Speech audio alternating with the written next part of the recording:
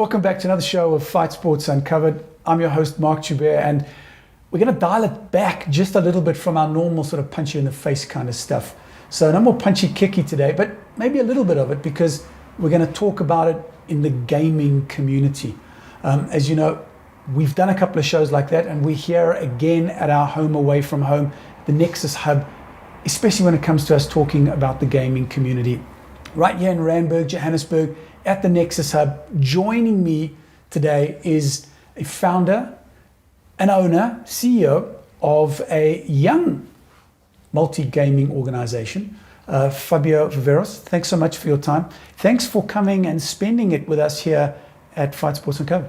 How's it, Mark? Thanks for having me. I appreciate being here, and it's going to be a good show. So first of all, let's talk about Illusion Gaming. How did that all come about? Because you've had your experience in putting together a similar organization like this a couple of years ago. That then you had other plans, and now Illusion Gaming is happening. It's alive, it's vibrant, but where did it all start for you? It actually started last year in the 2020 pandemic. I was stuck at home not working, and I decided that I was kind of missing esports.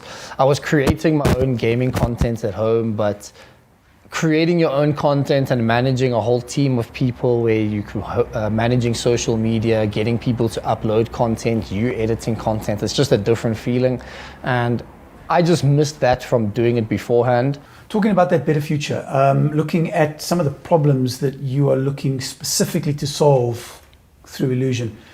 You speak about African content creation, you talk about exposure to content and branding, and then obviously the big one, funding. I mean, funding is, that F word is really the bomb that probably makes or breaks gaming in this country, because there's not a lot of funding, not only in South Africa, but as I understand it, on the African continent. The funding is in Europe, it's in the States, it's out of the Far East, but Africa per se lacks in that big F word in a big time. Yes, definitely. And I'm probably the person who's felt this the hardest. Although the previous organization, we did have a few sponsors, I pretty much invested my personal money into everything else that they didn't, and it was a lot of money for a 21-year-old to be putting into gaming. My parents thought I was crazy, and that's the thing, if you are trying to build something, it's a sacrifice you have to make because there is no external funding. Slowly we're starting to see the change. Bravado Gaming recently opening their HQ, recently acquiring brand new teams, and pretty much solidifying their spot as one of the best gaming brands in Africa. I think slowly it's going to change, but right now there is very little to no funding coming from the outside. Yeah. Vince Makuva, otherwise known as Vin Petroleum. Vince, thanks for your time. Thanks for coming on the show. And you've been in the FGC, in the fighting game community now for 10 years now? Yeah. 10 years? What excited you about the fighting game community, other than obviously punching someone else in the face and not getting hurt yourself? First of all, thanks for having me. I've been a gamer for a long time. I've just started off just as a gaming, playing, Mario, the usual games that we play. And then, I also got introduced to Street Fighter. That was the first game I played, and I'm still playing it even today. Favorite character? Right now it's Rashid, because he's a new character on Street Fighter 5. He got introduced in Street Fighter 5, but the usual is your Ryu, Ken, Guile, the very first original cast. So that's how I really got into the fighting game. I started playing with the current champion, which is Billy, where we started playing together. He's a cousin of mine. We started playing together, and then we sort of grew together in the scene, and we're still playing even today. So 10 years ago, you decided to get into the fighting game scene, and it's only, as I understand, the last 2-3 years where you've really decided to focus in let's call it a semi-pro sort of fashion, because it's very difficult for most gamers in this country to be full-on pros. Yeah, so that's what I like to call it, semi-pro, because it's not something that I do full-time, but it's something that I do for most of my time as well. I do dedicate a good 2 to 3 hours a day, sometimes even 5 to 6 hours on the weekend, just playing the fighting games, playing the regular fighting game, Street Fighter. So that's why I'm saying it's semi-pro. Also the fact that we are now sort of getting to interact with other pros from other regions and other countries as well. So that's why I'm saying it's semi-pro as well. Yeah. So talking to yet another one of the Illusion Gaming team, I'm joined now by Sikwele Ramaube. He's also one of those semi-pro gamers, as most gamers in this country are.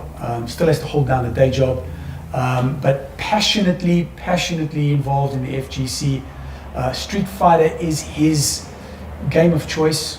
Sikwele, welcome to the show. Thanks so much for your time. No, thank you for having me.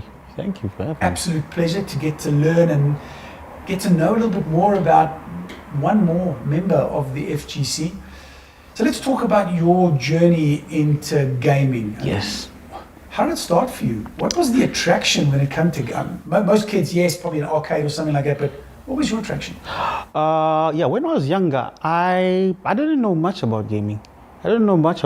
So I made a couple of friends, and one day after a few months, they told me, do you play Street Fighter? Do you play those kind of games? Right? I didn't understand what they were saying initially. What is that, all of that? Because initially I came from a very rural area, never knew that stuff existed before. Then they took me one day and I got hooked. There was a game shop where in our neighborhood, I don't think they still exist these days. There was a game shop. We actually went there and I saw all these games. I saw people on other arcades doing whatever, some of them mashing. I wanted to try that out. So they put a coin in it for me and I was hooked. And your favorite character now in terms of Street Fighter? My favorite character in Street Fighter 5 specifically is Zangief. So yeah, the big heavy grappler. What attracted you to him?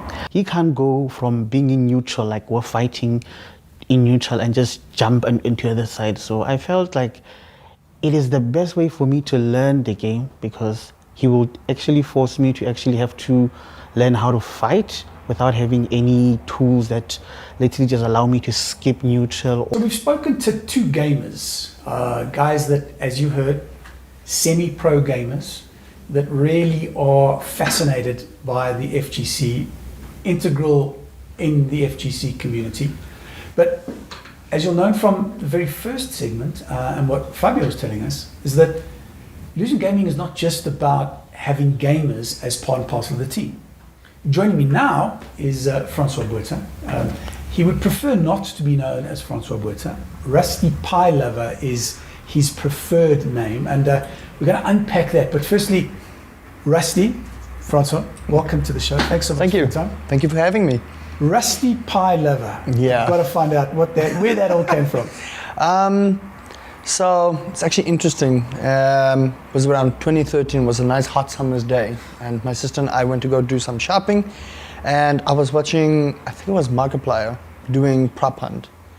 And I was saying, I think I can do what they can do. But I needed a nickname to really stand out, because in content you kind of got to try and stand out. So everyone called me Rusty at that point because of the ginger hair, the ginger beard. I would never have thought.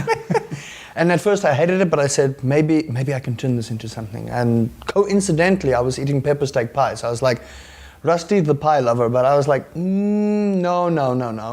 The is just a little bit too mellow. So I combined the whole thing. And ever since then, it's gone through a couple of changes. Had to make sure we put some capitals in specific places. I'm not going to say where, but I think we can leave that to the imagination for people. But since then, it's stayed the same for 8 years now. Let's talk about your journey. So unlike the two previous gentlemen we spoke to, Vince and Sikwele, you don't play games per se. You are more a content creator. You're more a streamer. But obviously being part of the Illusion Gaming setup, it requires you to have a fundamental understanding of what they do, because it's about editing and putting it all together and getting it out there.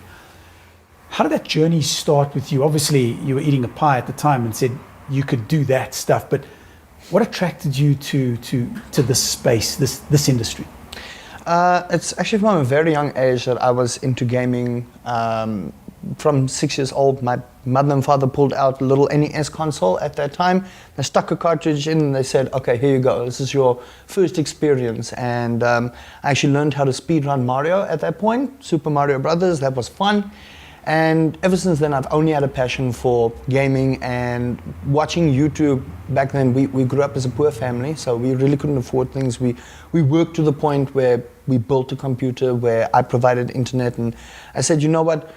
I also want to create content. I also want to see what this journey is all about, what it takes to be a creator. And since then, I've honed skills such as Photoshop to create thumbnails, attractive thumbnails, learned how to edit from 2013 onwards and just refined my type of humor, my type of editing that I wanted to put forward to people.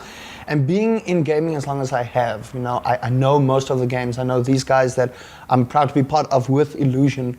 I've also played fighting games. I've also seen what it takes to do what they do. I've seen esports. I've seen it all. You don't get to say, you've been doing this 8 years and say you've seen it all without having seen it all. And it's an honor and a privilege for me to be able to say that even after 8 years of doing this, every new experience is a learning experience for me.